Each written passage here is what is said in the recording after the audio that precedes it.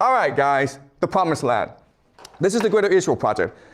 Okay, this is what Yahweh promised to Abraham in the Bible. As you can see, it's pretty huge. It's the entire Middle East. It extends from the Nile to the Euphrates in Iraq. Okay, it's a huge area. And if you say the Israelis want to achieve the Greater Israel Project, they call you a conspiracy theorist. So like, we don't want that, okay? But explain two things to me. First of all, why is the Greater Israel map on a chevron of an IDF soldier, okay? These are soldiers, Israeli soldiers, and they wear the insignia of the Greater Israel Project, okay? This is the map. Also, if you look at the flag of Israel, there are two blue lines, right? These represent rivers, the Nile and the Euphrates. All right? So if it's a conspiracy theory, then how do you explain these two things? All right, but I want to argue to, you know what? Pax Judaica, it's not about Israel or the Greater Israel Project. What it is ultimately is an alliance of transnational capital, multinationals like Google and Meta, and intelligence agencies that will be based in Jerusalem, okay? So secret societies will be based in Jerusalem, and they will use it as a headquarters for their global conspiracy. But, and they will profit from chaos and conflict around the world because they think that this is the culmination of the prophecy. But it doesn't necessarily mean that Jews will be in charge. Okay, does that make sense, guys? Okay, so it's a much more complicated idea than people think it is. All right. So where do we get this stupid idea from? Okay, it actually starts with Isaac Newton.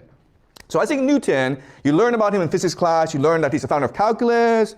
You learn about Newtonian mechanics. Okay, but actually these are just side projects of his. That was not his focus. He spent most of his life focusing on reading the Bible to understand the grand plan of God, and he wrote a book called Observations upon the Prophecy of Daniel and the Apocalypse of St. John, okay? That's where his focus was. And he believed he found the Bible code. And he was a member of secret societies. He was a member of the British elite. And if someone like Isaac Newton is telling you, like, this is what the Bible says, and this guy who found a calculus and who developed the 3 laws of motion, you'll probably believe him, okay? But the guy was insane. All right, so what he did was he's looked at certain sections of the Bible and put them together into a story about, okay? And so this is Ezekiel 37.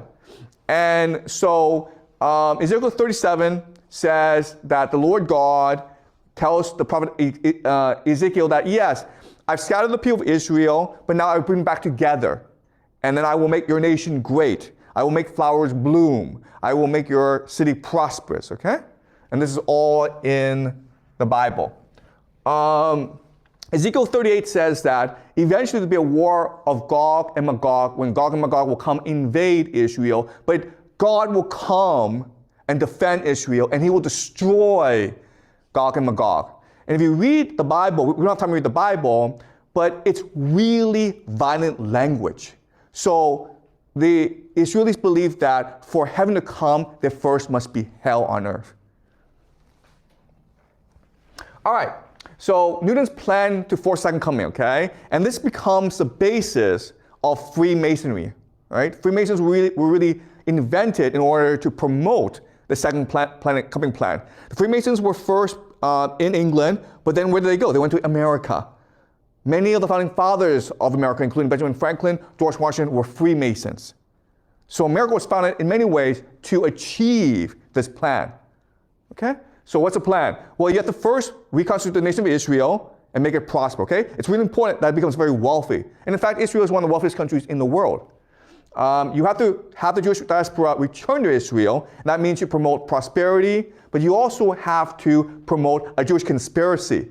So while you're letting the Jews get rich in the West, you're also promoting the idea that the Jews control the world. Okay, it's all part of this plan. You have to rebuild Solomon's temple. You have to have the war of Gog and Magog. You have to have the Antichrist. You have to have Armageddon, okay? And this will force Jesus to return and usher in the millennium age. Okay? Does that make sense? That's a grand plan.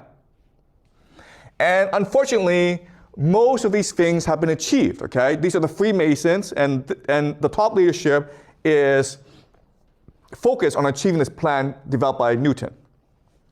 Eventually what will happen is that Adam Weishaupt will found the Illuminati with Jacob Frank, and they will infiltrate Freemasons. And why do the Freemasons allow Adam Weishaupt and the Illuminati to infiltrate the Freemasons? Because Jews are an important part of this plan.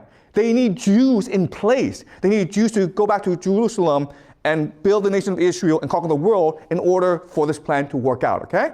So it is an alliance between the Freemasons and the Illuminati. This is Rothschild, and Rothschild will establish many branches throughout Europe, okay? Jacob Frank, we've discussed in the past. But this is a major alliance, okay? All right. Once we understand that it's these secret societies and their grand plan in motion, now it helps us understand why things turn out the way they did. For example, now we understand where British philosophy comes from. We discussed last class about John Locke, David Hume, Bentham, Mill, Marx, Darwin, okay? These were all thinkers sponsored by Britain to promote a certain understanding of the world that is materialistic, and which will build the foundation for the second coming, okay?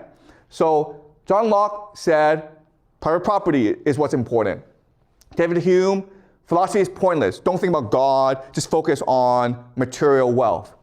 Jeremy Bentham, utility is everything, okay? How do we know what's good, what's right? If it benefits someone, okay? John Stuart Mill, liberty of the individual is everything. So making sure that people are individually happy as opposed to being spiritual. Karl Marx, freedom of the individual from material want. Charles Darwin, man is a monkey, okay? So this is promoting a certain worldview that will help promote the second coming. All right.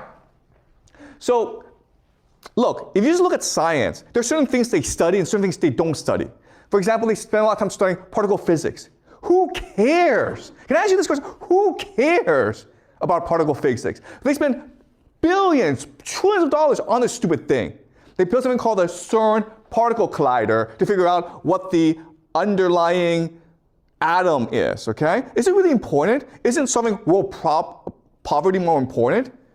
I don't know. You can take all that money you spend on a stupid collider and make sure everyone in the world has enough to eat. They don't want to do that, though. All right? You also have focus on outer space, AI, okay? So the very direction of science, it's very, very specific, okay? They're trying to achieve a materialist understanding of the world.